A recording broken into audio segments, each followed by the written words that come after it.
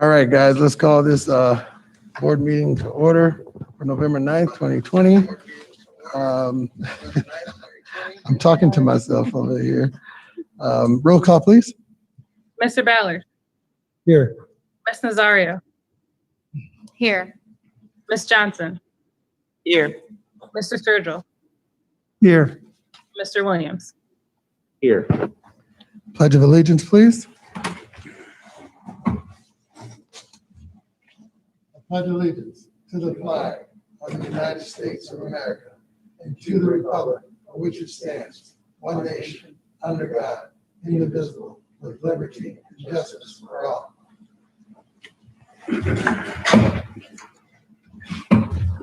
Next item is recognition of our visitors. Hearing none, seeing none. Our first hearing of the public.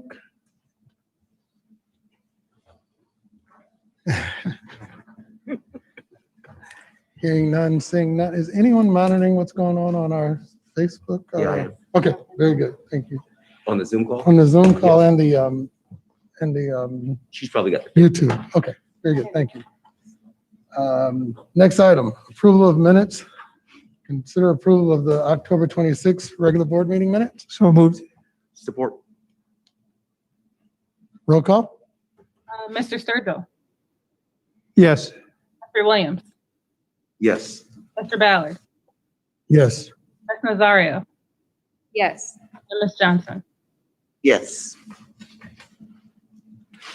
Minutes are approved. Number 7, old business. The only item I have on here is the communication about the public relations letter that was given to us. Basically, it was an opinion, I believe, that was given to us by our attorney. Once we interpreted that, it does give the board the authority to work with our PR organization. Actually, we don't really, do we need to vote on that to accept the letter? Yeah, I make a motion that we accept the letter as stated. Second. Roll call? Mr. Williams. Any discussion? Is there a discussion need? Okay. Yeah, I just, Please again, do. when we get into executive session. I don't know if we have one scheduled for No, that. I don't, I'm not saying today. Okay. Very good. But we just want to go over some of the protocols on exactly how we navigate that as a board. We just got to kind of finalize some things. Yeah, that's all. Okay. Roll call.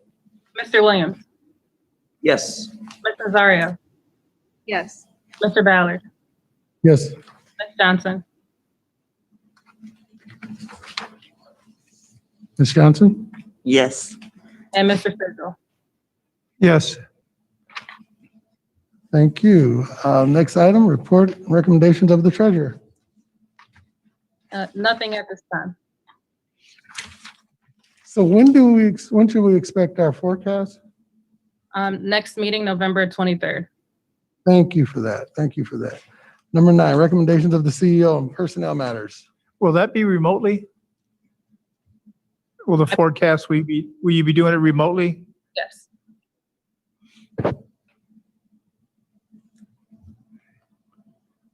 Report and recommendations of the CEO on personnel matters. Thank you, Mr. President.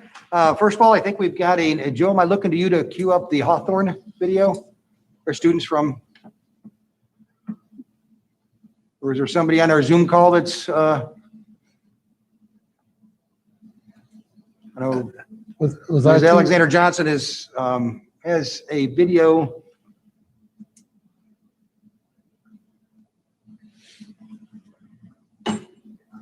Okay, then. I know we got IT here. Was IT supposed to?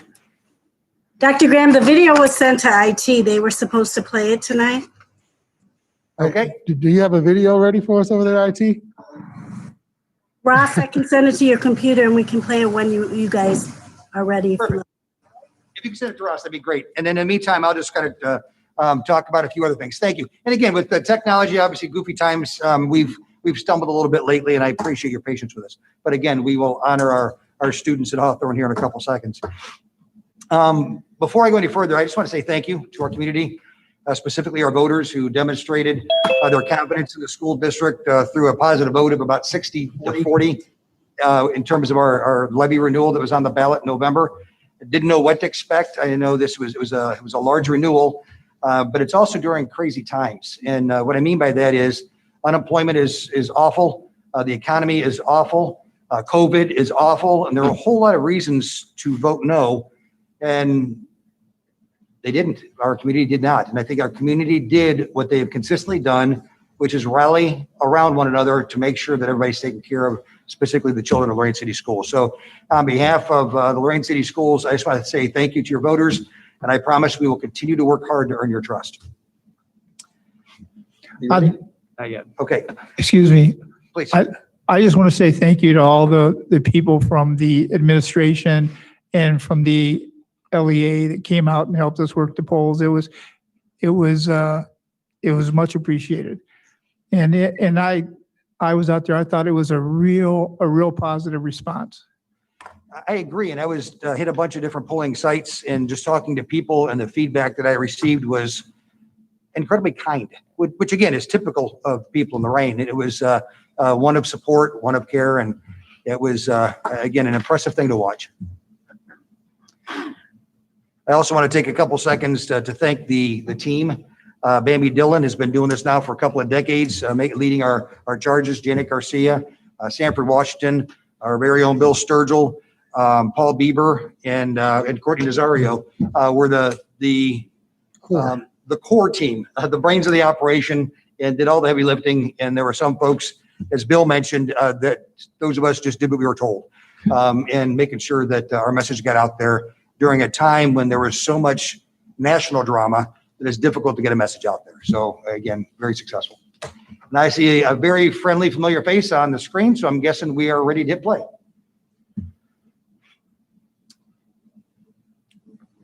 Good evening, President Ballard, distinguished Lorain City School board members, Dr. Brown, Lorain City Schools families and friends. I am Stephanie Alexander Johnson, better known as AJ, the proud principal of Hawthorne Elementary. On behalf of myself and my staff, I want to thank you for this opportunity. I believe in being very consistent and positive relationships and creating positive experiences for academic success. For over 10 years, we have continued to grow community partnerships. This year, we are happy to have a partnership with the Lorain County Urban League under the leadership of Sarah Smith, Lorain County Urban Guild, and Jeff Pelusi. The project is called Project Ready at Home, to where work and preparing students will be working with Lorain City Schools educators after school on Thursday. We have been chosen as one of the 3 elementaries to work on this project. They will be working at the Lorain County Library with Makerspace, learning about music and activities, as well as other programming. Also this year, my students will have an opportunity to work with Lakata on social emotional supports, as well as mentoring. All of my students will have the opportunity to work with Applewood and other counseling facilities. I am so happy and delighted that over the past 10 years, we have been able to have over 15 different community agencies and daycare providers come and work with my school. Now we're ready to look at the 10th annual Trunk or Treat drive-through here at Hawthorne Elementary, to where you will see the Airmarks food truck, which is one of the 33 food distribution sites here at Hawthorne Elementary. We hope that you enjoy. Thank you again for this opportunity.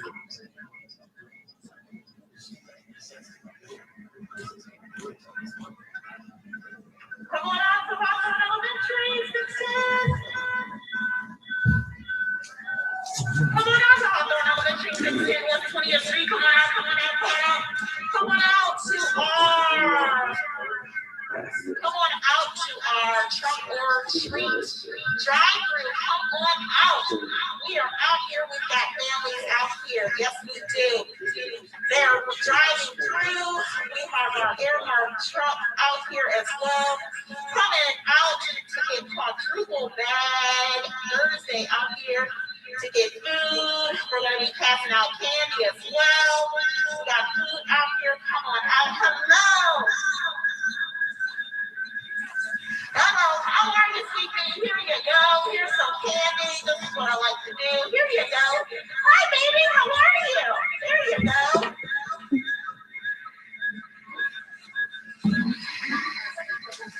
I forgot that one. Okay, here you go. This one.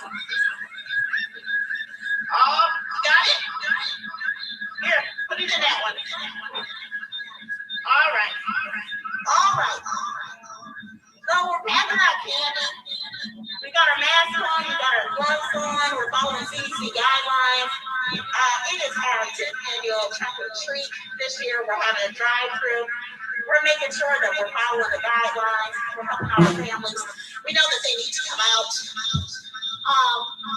And our teachers are all dressed up in a Halloween gear. So this is our way of giving back to our families. So we're just happy to be out here today to see our families and our kids because we miss them. And again, it's Quadruple Bag Thursday, and families are out here also getting food. So it's a wonderful way for us to come out on today. So we're just happy to do this for our families. We miss them, and we love them here at Hawthorne Elementary. And people are pulling up on today. So we're so happy and excited about that here at Hawthorne Elementary. This is our small part of doing what we can do in the community. Hello, everybody. Hello, Virgo family. You guys want to say hi to everybody on Facebook? Say hello. Hi. Okay, we're going to give out candy here. Hello, hello, hello. Wait a minute. Let's get baby some. Oops. Here you go. Got it? Happy Halloween. Miss Caldera, can you come help me?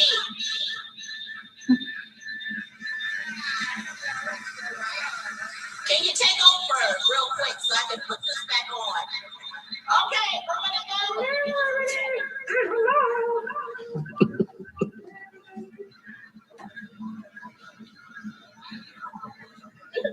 Go again. I'm sorry. Hello, everybody. This is Caldera's here. I teach kindergarten. Hello, all my friends. Okay, here you go, AJ. All right, you want to get this car some candy from over here? Yeah. Right here in this bag. So we're gonna walk up and down this aisle here and say hello to staff. And we're gonna walk down here. So as you can see, people are coming through. And this is what we do, Facebook Live. So we're excited to be here. So hopefully everyone can come out. Remember, we're here until 3 o'clock tonight. 3 o'clock today. It's also our literacy day, and we're also passing out books because having books in the hands of the kids are important. So come on out. Eric is here taking pictures of our activity on today. So come on out. Thank you. All right, I'd like to thanks.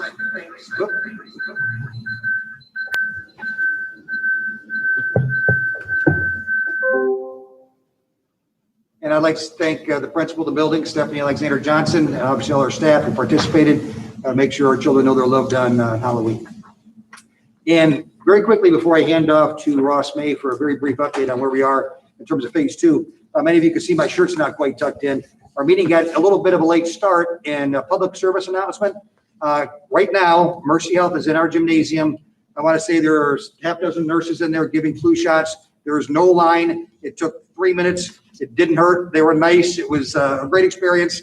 Again, I think this year more than any other, flu shots are needed. So make sure that we're taking care of one another, staying healthy. And again, it's free. Come on down. No line. They're here till 7 o'clock. All right.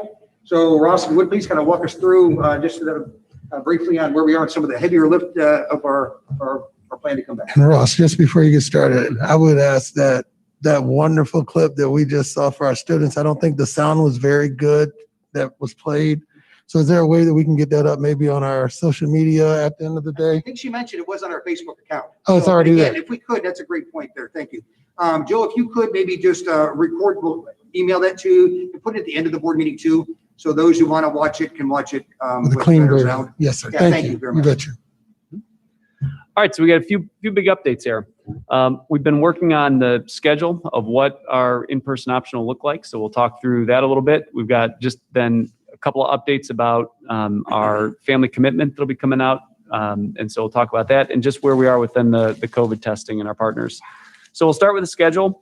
The groups have been working on that, and where we are right now is that we're going to recommend 4 days of in-person or 4 days of synchronous learning. 2 days would be in person, and then another 2 days would be remote with a live streaming option. So students would be learning 4 days a week synchronously.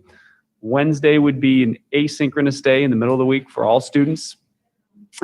Where we are right now, and we've got a meeting tomorrow afternoon, is we're debating between having our students come in person either Monday, Tuesday, and then being remote to live stream from home Thursday, Friday, or in person Monday, home Tuesday, back in person Thursday, home Friday. So when we've collected some information from our phase 2 group, our principals, our union leaders, there seems to be pretty good momentum building behind having in person Monday, Tuesday, home Thursday, Friday. If you're in the B group, home Monday, Tuesday, in person Thursday, Friday, asynchronous for everybody on Wednesday. If I could just emphasize what he's explaining, if I'm an A group and Ross is a B group on, for example, Monday, Tuesday, based on what we're looking at right now, we should have some final answers tomorrow. If I'm an A group based on that recommendation, I'm in school Monday, Tuesday.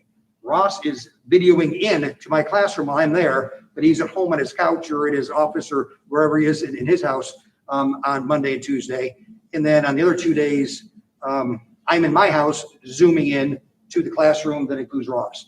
That allows us to do a bunch of different things. It allows us primarily to keep our class size in such a way that we can follow proper CDC behaviors. To have our desks 6 feet apart and make sure we're behaving in a way that's safe.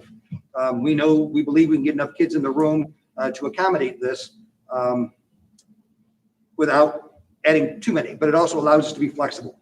So if I am quarantined, I just stay home, but I'm still with that class all the time. Or if my teacher gets quarantined, again, he can Zoom in and take over. So it allows for the flexibility we think we're gonna need to let people come and go in and out of in-person learning. Mm-hmm.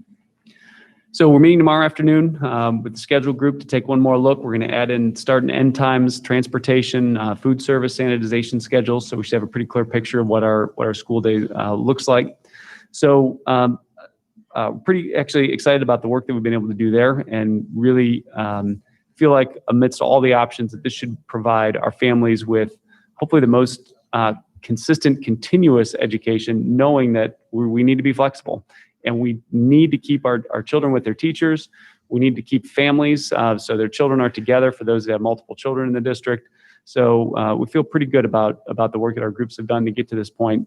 And we're excited to see what we come up with then tomorrow afternoon and nail down some more of those specific details. So that's the first thing. Then the next thing, based on that, we've added in, and we've got our video of our model schools set up and is being edited right now. So we can pair that with the COVID information that we're putting together, and we've got that in a good draft state to couple with our survey that'll go out beginning of next week. So we're going to ask our families to make their commitments beginning of next week. Starting Monday, we should be ready to have that survey to go out. We want our families to make sure that they have a chance to watch the video so they can see what our schools look like, so they can see how we've got the tapes on the floor and where the sanitization stations are, how the classrooms will be set up so they can have a good amount of information to make their decisions. We'll have a description of what our schedules will look like, so our families have a clear picture of what the education will look like. And then we also want to make sure that they know about our COVID testing, so they have that information, how that is part of our mitigation strategies as well. So all of that should be finalizing this week, and then beginning of next week, the survey will go out. And then again, we're working to try to make sure we get as close to 100% participation as possible. So that's that update. And then we've got just a little bit more information. You want to talk about the COVID session this morning with our partners? You want me to? Please. You want me to? Your choice. Either way, we did actually our intent was to do a COVID information sharing session with all of our partners last week. As our reality would have it, the people who are the experts in that area were quarantined. So we had to, but we tried to fumble through it and weren't very successful. So we did it again this morning on Zoom. And the goal was to address some of the frequently asked questions. And again, the process from the very beginning has been evolving. And things now are different than they were a week or so ago, specifically with our relationship with Case West Reserve or Case Medical Hospital. And they are providing resources and expertise, but they're no longer looking for their own data to go to their labs. Instead, they're going to help us create and assess our mitigation strategy. So what should happen when people come to school, whether you're an adult or a child, if someone tests positive or someone has COVID, no one else should have it. If we are doing things the way they're designed to be done. And at no point in this process have we ever pushed the envelope when it comes to safety. I think if anything, we've been overly cautious, and in my mind, rightfully so. And that's not going to change. We know that case counts are up everywhere and pretty bad here in Lorain, pretty bad in Ohio, pretty bad in the United States.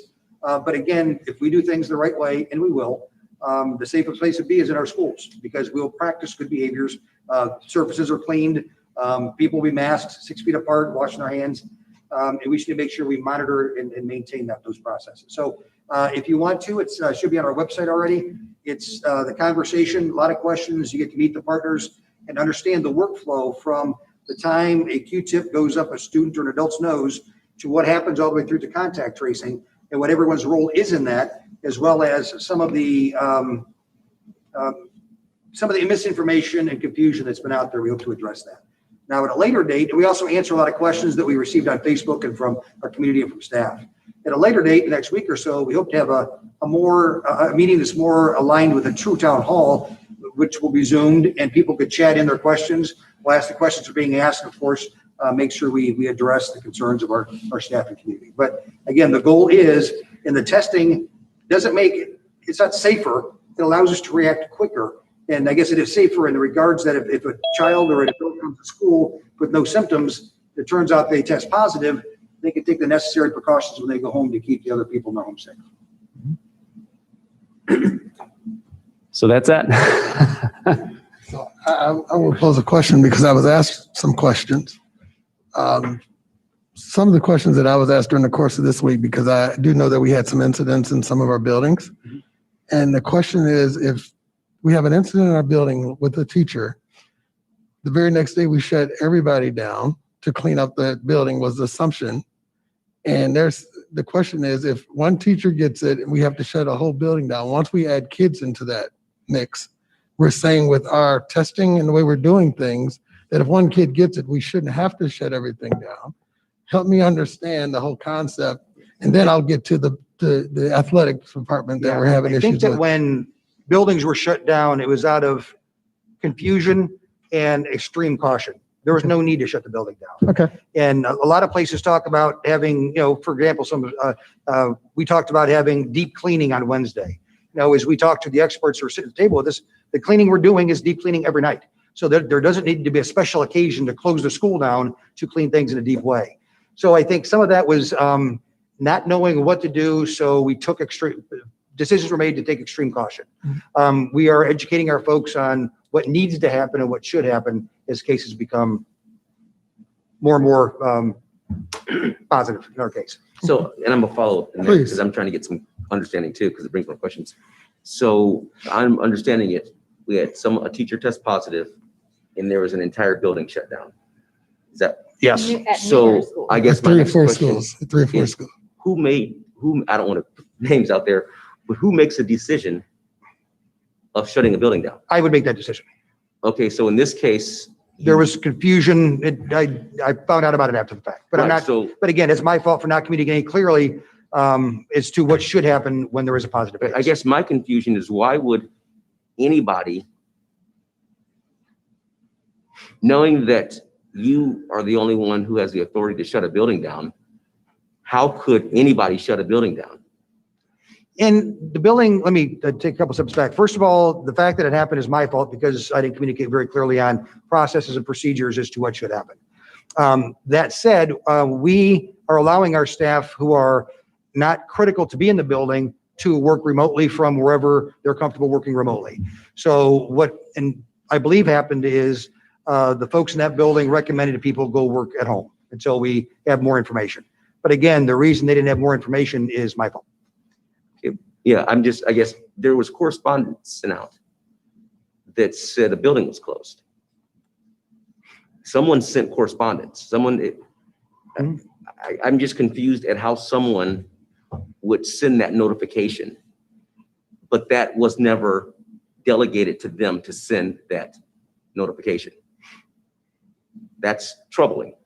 I mean, it's, and then that whoever it was who sent it, that all of the people would have taken that instruction without, I guess, I don't know. I didn't know that until. Yep, we need to get better. Yeah, and I I think that. my understanding of what he's saying is out of an abundance of caution, it just stop everything was a decision that was made. But once they've got it and it got back to our experts, we now have a better protocol. in No, place. I get that. I'm just still perplexed on someone decided to make that executive call that has never been delegated that executive authority. That's absolutely, and I understand you're taking blame for it, but that's not a, yeah, somebody sent correspondence out telling everybody, don't come here tomorrow, and that they didn't have the authority to do that, and that's problematic. Well, I guess, and I have a question Wow. and maybe like, as you had said, the protocol is Unbelievable. evolving. Why are some principals very forthcoming with their staff as to a staff member has tested positive and other administrators are not forthcoming with their staff and not putting that information out? Is that something that is also? No, that's a great question. And for those of you who know the masks, I don't hear very well sometimes. Why do we sometimes share who the person is and sometimes we don't? The only time by law we're allowed to is if they allow it. So if I call up and say to my principal, hey, by the way, I tested positive, just so you know, please tell whoever needs to know. But if it happens through other ways, for example, we'll get contacted by the health department and they'll tell us this person has it. It's a HIPAA violation for us to share it. So we are not allowed to share who it is. We help the health department contact trace, Right. Which is the only reason we know things, because they need to talk to the principal of that building to find out who they may have been around. But it's part of their investigation, but we cannot share names. I feel like, I mean, from what I've heard, they have not given names, but they have said somebody has tested positive. Other schools that has not happened.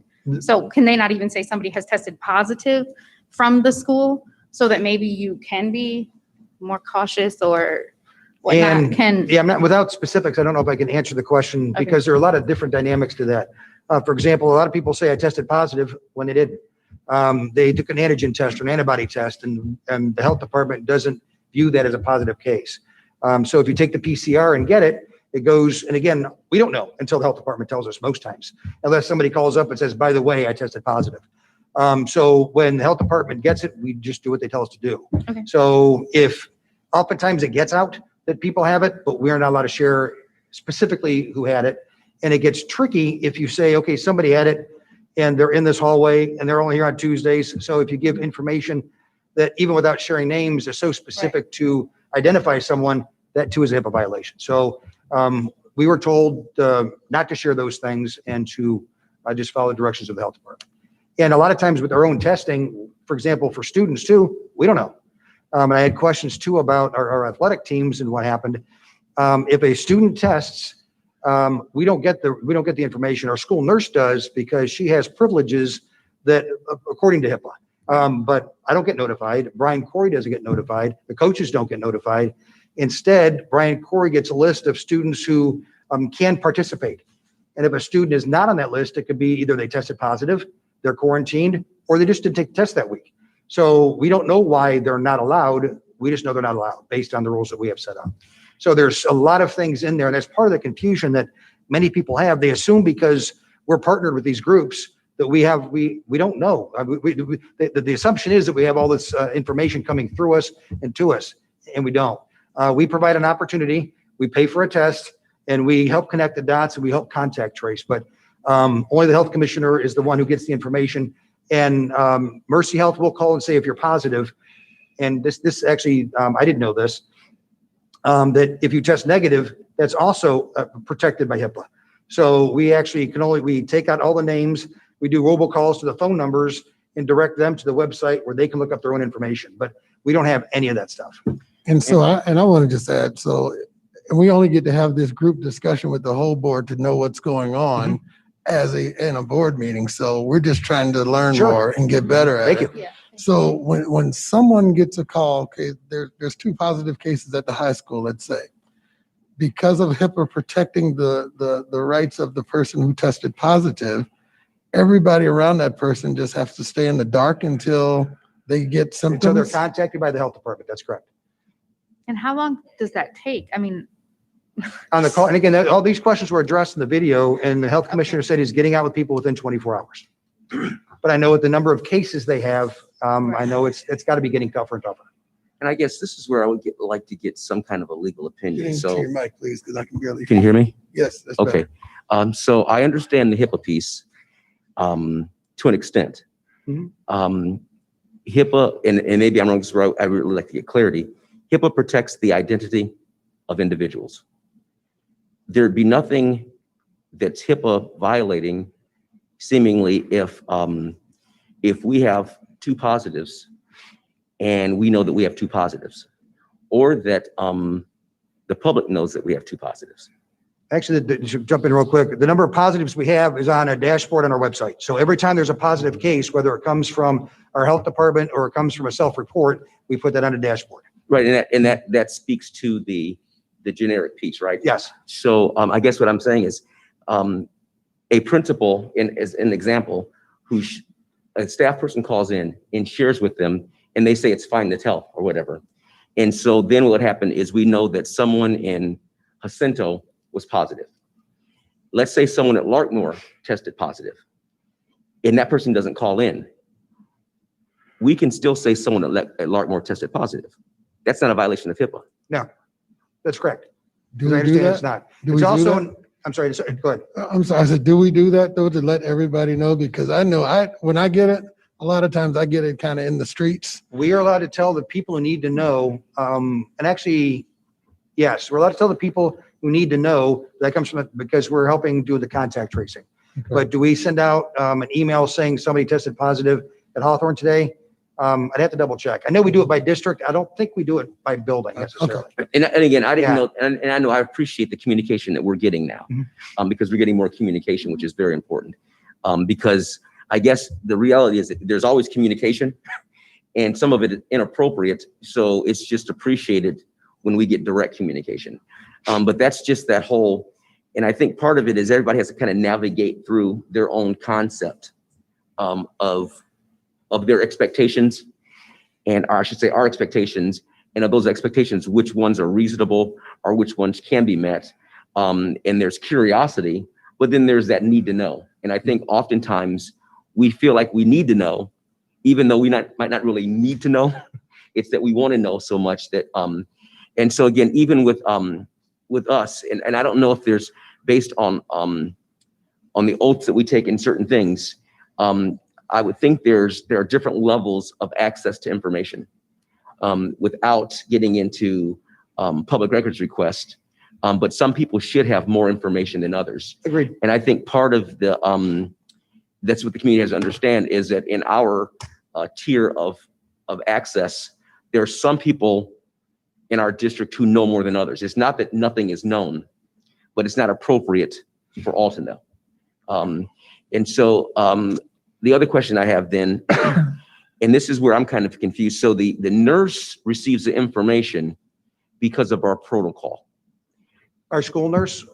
Yes. Yes. Okay, so. Yes, it's a positive test for a student, Mhm. because the HIPAA, she has special privileges by title of being school nurse. So I guess that's my question is I would hope that through some kind of certification or protocol that there could be other folks in our district. For example, Mr. Kruski is the administrator who's over all of that. I would think that he's a person who should have access to that information. Just like in a school that does drug testing, there's an administrator who gets the drug testing information.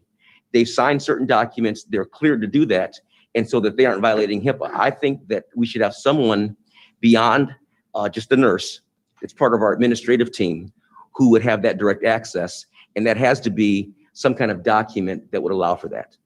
I think that's reasonable, that in the area of administration, there's someone who is the head of that whole piece that would have that. So I think that we should look into that to see what it is we need to get. And like I said, we don't need to know, but we need to know that there's someone who knows, who has more of a 20,000 views. You know, the nurse only knows a certain piece from her down, whereas Mr. Kruski understands this whole complex picture. And then at his discretion and based on what's allowable, there can be a certain level of sharing, or at least we know that administratively this is known. Sometimes we hear about it maybe before you do. I would say yes. And I Yeah. think that I get calls from members of the community who give me updates on things that, but again, back to your point, do I need to know? Do I need to know if a child tests positive? And by law, not only do I not need to know, I'm not allowed to know. Right. But and again, for those of you who don't remember, now I'm being videotaped and I try to make this, taking the notes. statement often is I take notes on my phone. So when Tim asked me a question to look into something, I wrote it down on my phone so I didn't forget to look into it. No, I But as appreciate I that. did that, Carol did text me. She's our director of human resources. And her response was, I only notify those on a need to know basis. I know many principals have notified their staff that there's a case, but they never use names. But I think to the point is, whatever we do in one building, we should do in all buildings to make sure they're being consistent and, for lack of a better word, transparent in exactly what's going on. And And I I- think that'll be, I think that'll be most important when the kids are back in the building. We're gonna have somebody know what staff members have it. So maybe if we talk to Tony Giardini and see if someone like Jeff Kruski would have, the school nurse knows about the kids, but we have to have somebody know about the staff members who, Our director of human Right. resources is contacted by the health okay. department. And then she, again, so the Okay. flow is, if there's a positive test with a child, the school nurse finds out. Okay, We have a she has district-wide that. nurse Okay. who works with our other Right. nurses. And if it's an adult, it goes to HR, because, and our role is to help the health department contact trace. So she reaches out to the principal of that building to make sure they're gathering the right information, okay. and then it goes back to the health department. And I guess we're just debating out loud because this is the first pandemic that I've ever had to No. live through. And if I gave the impression at any point along this that I know what I'm doing, Right. I was misleading you. 'Cause And so Yeah. HIPAA would make sense most of the time, but in this one, by keeping your secret, you could kill me or hurt me. So I just don't know if that's the way HIPAA was designed. So it's not a Lorain schools created problem, but it's a larger problem that your secret could affect me. Therefore, do you have the right to keep your secret? And then I'm around you and nobody's, because I know a lot of people who are supposed to be contact traced and home and quarantine, and you see them out at the local store. Yep. And that's not fair to people. So, and that's my challenge, I guess, with how we're having to navigate in the pandemic. Can I I ask a think question? Steve's been trying to jump in as well. When we talk about the kids in the classroom, let's say when we return, when we come back and one of the kids in a classroom has tested positive, will there be a communication to the parents from whether it's you or the principal saying, hey, in Mr. Cawthon's class, there was a kid that tested positive, kind of a heads up type of thing? No. No. And again, that's all generated by the health department.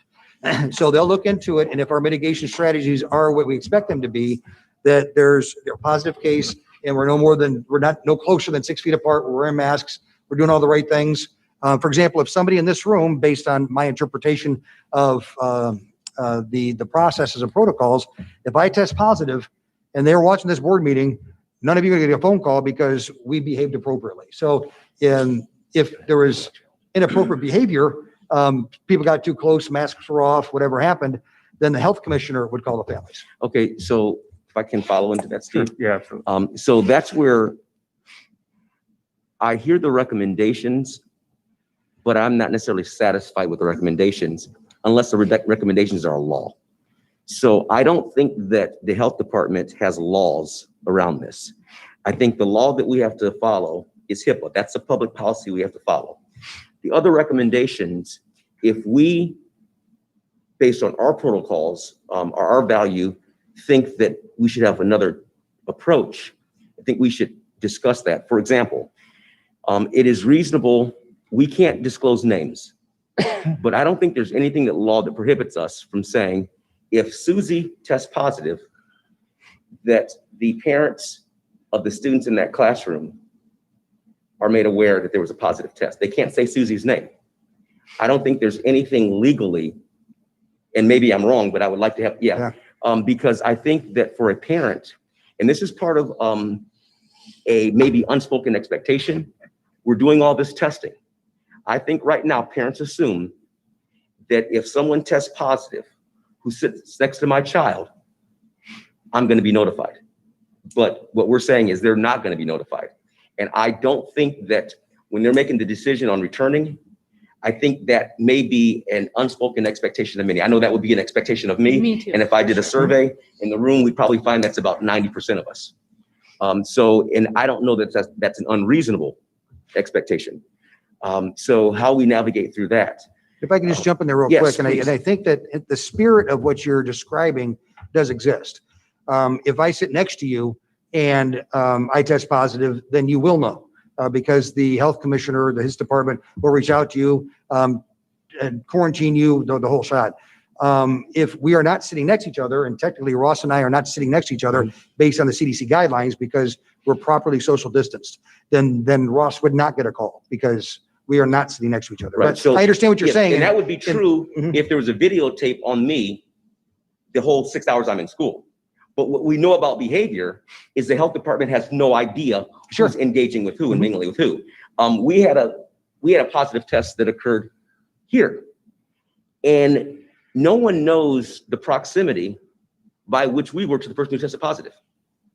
I'm guaranteeing you, no one knows, and they don't know if you were in proximity of this distance for 2 minutes or 3 minutes or 1 minute or 7 minutes. So when that occurred, no one here was notified. No one here was contact traced. And so if this is the case, they're making default decisions about contact tracing, and they're using an assumption that here's a seating chart, and based on the seating charts, everybody's set, but they wouldn't even know because they would have to call a teacher and ask a question like, were the kids always in their seats? So I think it's just, it's beyond misleading. It's irrational to think that kids in a classroom, because they have assigned seats, that the thought that because I'm assigned 6 feet away from someone and I'm supposed to wear my mask, that would just eliminate the risk. Well, I don't think it's unreasonable that we would inform parents if there's a kid in the classroom and says, hey, Mr. Cawthon, you had a kid in your classroom, to let every parent know that there was a kid without naming the names, and then the health department, they can take it and do the contact tracing and examine that. I think that would probably make our parents feel a lot more secure. And I did just double check with my sister. Her kids go to Amherst, and they've gotten several emails, 3 for high school, 1 at Nord, 3 at Powers, 1 was faculty. They sent a generic email that said, there's a child at Powers that has tested for COVID. You will be contacted if your child is in that child's class. Can we check to see if at least we can do that? Yeah, we could do that. Yes. Oh, so Yes. I thought we were saying we can't. We can't say that in your classroom. We can't Right. say, But and again, we will send out, because we're not really doing that right now, even with the faculty though. You said we couldn't do that. I said we can't name people by name. No, I understand Yeah. that. But when I said, if we could just send out an email to all staff at Hawthorne, a staff member at Hawthorne has tested positive, or a staff member at Larkmore, can we start doing that now? And again, I apologize if I was I guess confusing I before. misunderstood. This. No. We don't have consistent protocols. In some of our buildings, we have done that. In Okay. other buildings, we have not. Okay. But what we have to be careful about is being too specific on who that person is. Oh, I understand yeah, that that's it. completely. But if Yeah. we just send a generic email and say, someone has tested positive, a If- child has tested Yep. positive, and what it said is that they If will we be. know, yep, we can do that. Okay, Yep. thank you. I just want to say, I apologize for the confusion. I want to say 1 or 2 things here. if I was in the A class or the B class, I would definitely show up for school because they would be talking about me if I didn't show up on the day I was supposed to be there. Okay, the other thing is we talked about cleaning spaces. So you have shared spaces, classrooms, offices, gyms, locker rooms, restrooms, things like that. You're telling me these are clean nightly? Yes. Okay. And I would think, aren't there also cleaning throughout the day? Yes. Yeah, because COVID doesn't like wait till, No, and they are going through the bill. I mean, they pop into my room all day long, spraying, and they're going up and down the hall. So I see the cleaners doing a good job. and I don't know if they're in the protocol, but those are important things to clarify, that there's constant cleaning going on throughout the day. At the end of each day, there is people just, when they see it, it reduces anxiety. Just like our conversation here, there's all kinds of assumptions. Yeah. And sometimes we have to even be clear to affirm an assumption. Because if there's not clarity, then people get, so I know and I think we've had this going on, and I appreciate, so we had heard some different things, and we had communication with CEO, superintendent, and asked if we could get more timely information, and the response was immediate. And we appreciate that, because what happens is someone's going to call us. And it's nice to be armed, even though we don't say anything. It's just nice to know when they call, and then our response can be appropriate. Even if our response is, yes, I'm aware, but we can't talk about that. That's, and I think the word used earlier is need to know. And maybe we don't need to know, but I think we deserve to know, so we can bring a sense of calm when people ask us questions, that it's not, that there is a process, and there is somebody who's watching over it. Yeah, and I think that's how we define that word need. Mm-hmm. For example, when I know that someone in your administration has the information, that satisfies a certain need for me. For a person in our community who knows that as a board member, we have a certain amount of knowledge, that satisfies a need for them. Some people just need to know that there's some people who know, and they feel a little bit more confident. There are some administrators who, because they know that this entity is aware, okay, I'm good, it's taken care of. And if no one knows, especially when you start asking questions of people who you think would know, and they say, I have no idea what you're talking about, then you start getting a little bit nervous. I guess moving forward, so I'm clear, because I want to bring it back to a place of clarity for me. And I'll just use a school that no one exists anymore. If a teacher at Fairholme was positive last week, did we send out a notice to those other teachers that were in that building that they had a positive in that building? Or did we just say, hey, you guys don't show up tomorrow, but we're not going to tell you why? I mean, what's the protocol? What should have happened is, again, we continue to clean, don't need to close a building. And typically we find out from the health commissioner that an adult has it, unless they self-report, and then we do what they tell us to do. So the health commissioner, if they had concerns, they'll talk to, if I get it, I'm a teacher in a building, they'll ask me who I was around. And they'll ask me about the circumstances, about how we interacted. And if there's concern, they'll reach out to those people and quarantine them. But do we reach out to those people? No, we don't.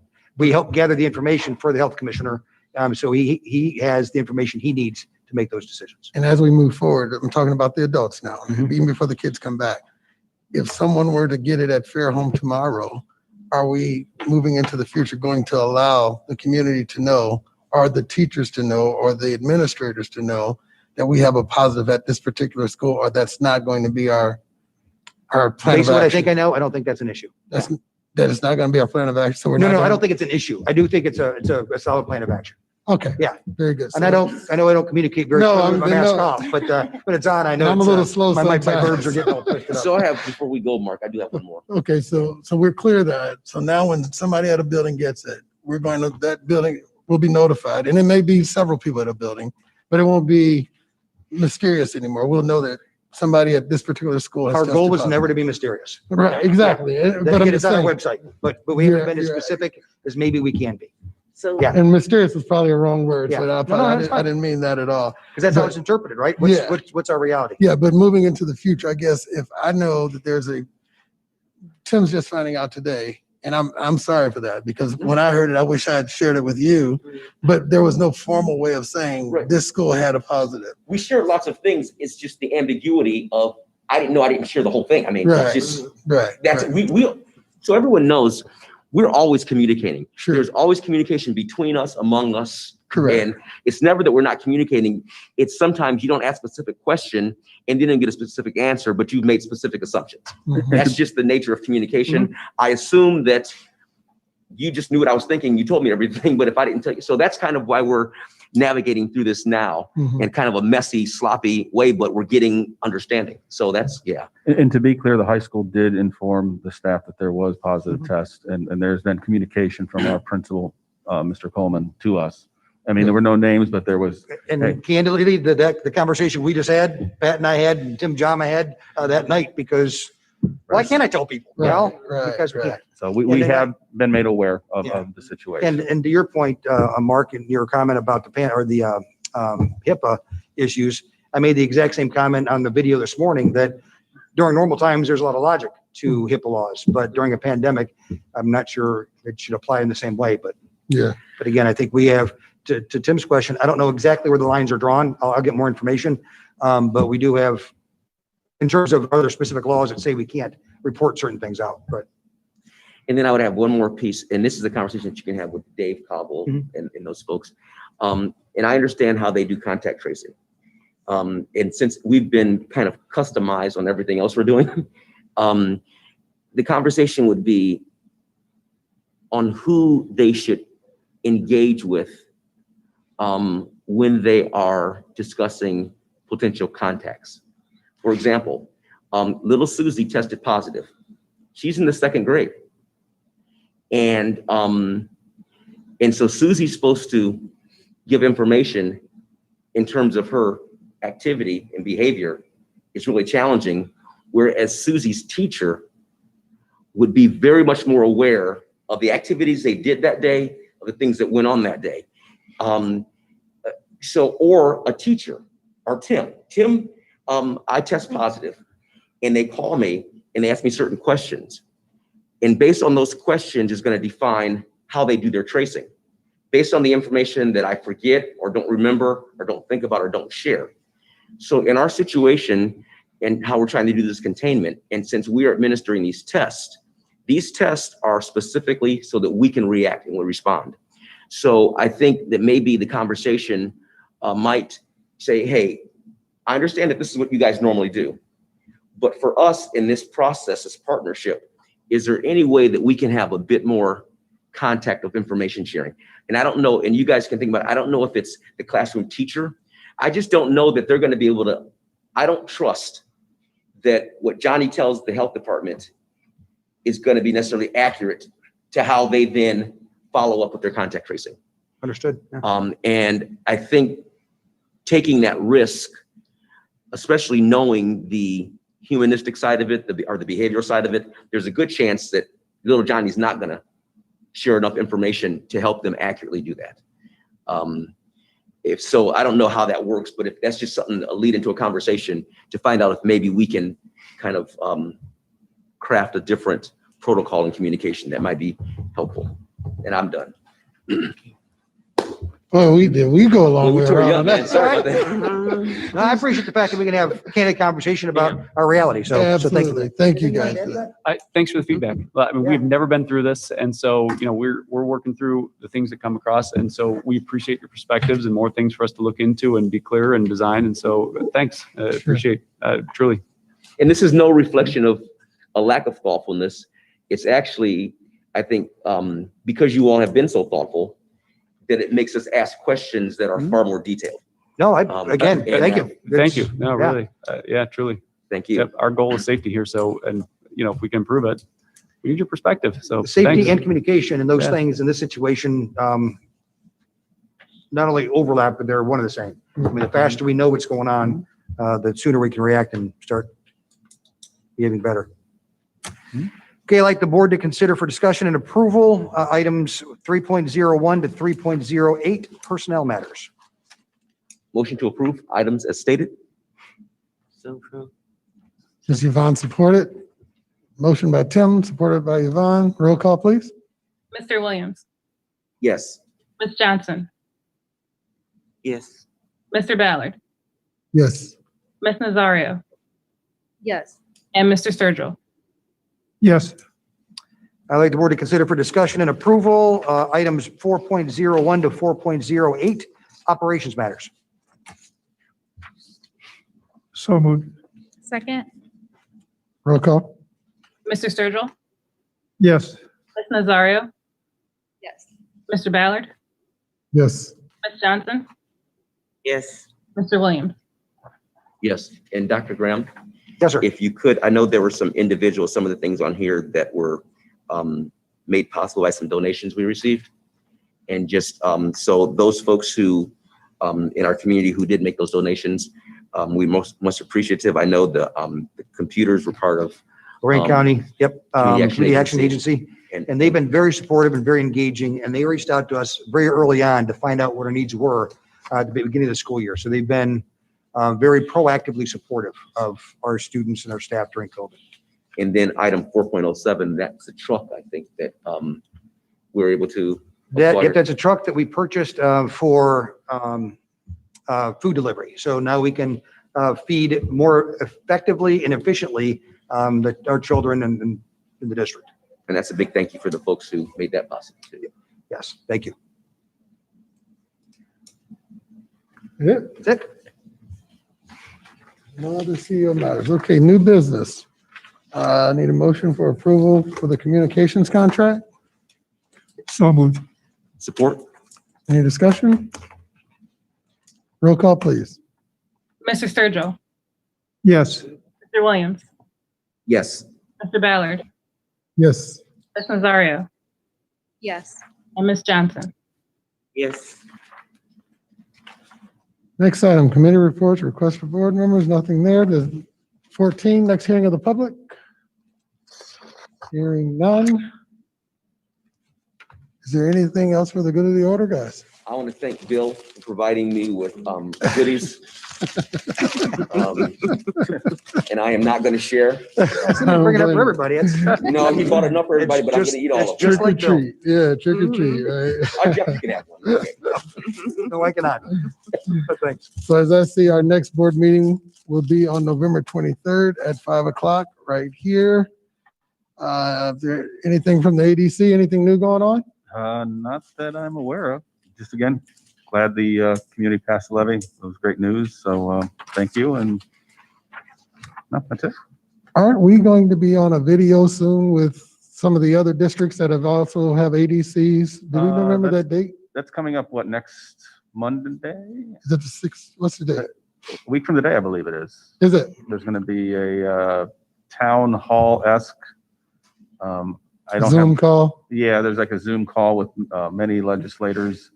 I don't have a link or anything at this moment for Yes. it. So there is a group that's working throughout the state and with the people in Columbus to keep awareness going on House Bill 70 and really hearing from the legislatures what's going on during what they call this lame duck period with House Bill 70, and really encouraging people to continue to reach out to the legislators and tell them, you know, their opinion on what's going on with House Bill 70 for all the districts and for all the state of Ohio. So stay tuned to that. And if we find the link, we'll share Yeah, it kind of on our social media. I'll have to forward, I'll look up the link and forward it to Joe to maybe put on the website so people can kind of look in and see what's going on. I know I'll be speaking. I think you're speaking I think I as am. well. And Courtney, I think she so. I think is. you're speaking so, yeah. and Some of our community yeah, some of our members. And community. So it's kind of a, like I joke, it'll be a greatest hits of what we've been what we've saying been for the talking last about. 3 years. Yes. Or yes. whatever, but hopefully the governor will be listening and legislatures will be listening, and